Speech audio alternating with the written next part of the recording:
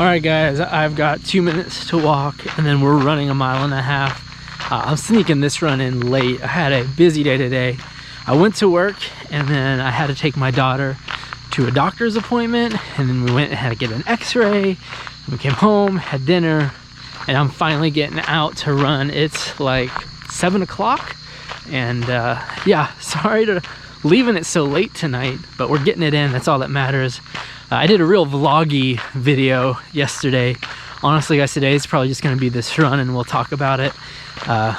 Busy, but I still wanted to get it in, and I still wanted to film it for you guys. Got to keep consistent, and I got to keep pushing these out.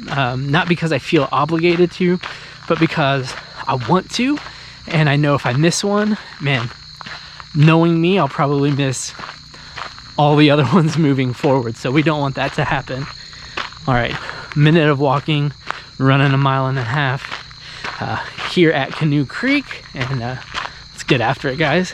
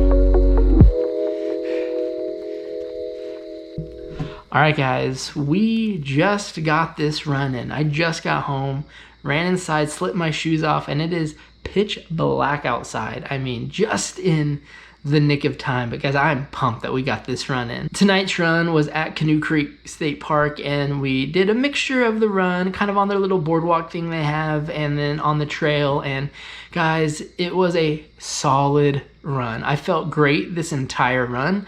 My legs, never felt better. My breathing was great. We were able to run the entire 1.5 miles.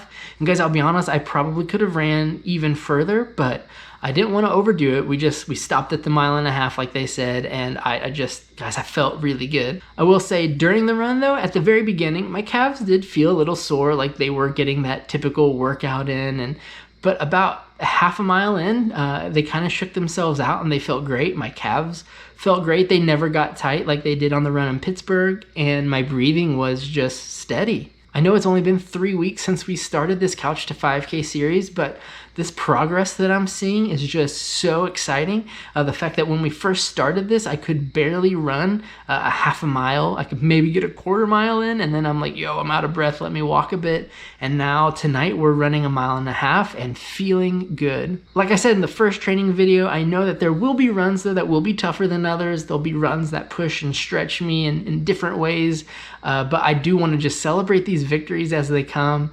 Tonight's run was just one of those. It was a great run, and man, it made me feel really good about everything that's going on. When it comes to running on road versus trail, I tend to be able to control my pace better on the trail. It is a slower pace for sure, but I think that really helps me with my breathing and just being able to keep a steady, consistent pace. I do love running on the road, but for some reason when it comes to trail, I'm not pushing myself as hard as I tend to do when I start on the road. When I start running on the road, or at least in the Hokas, I usually start out a little too fast. I find when I slip on the Terra Kigers and I hit the trail that my pace starts out pretty steady and it ends about the same.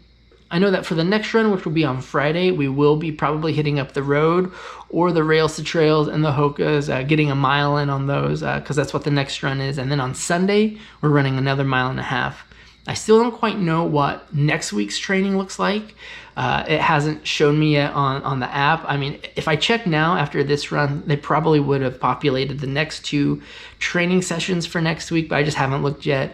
I'm still curious if it's going to go back to walk, run, repeats, or if we're going to continue with these distances. I do have one area of concern when it comes to the Garmin app. When I go to the main Garmin home screen, it shows that my productivity is low and my load is high. It shows basically that I'm overreaching, I'm overtraining, and it's kind of having a negative effect, even though it's the Garmin Coach that's populating my training sessions with this 5K, and I do know that those training sessions are kind of loosely fluid.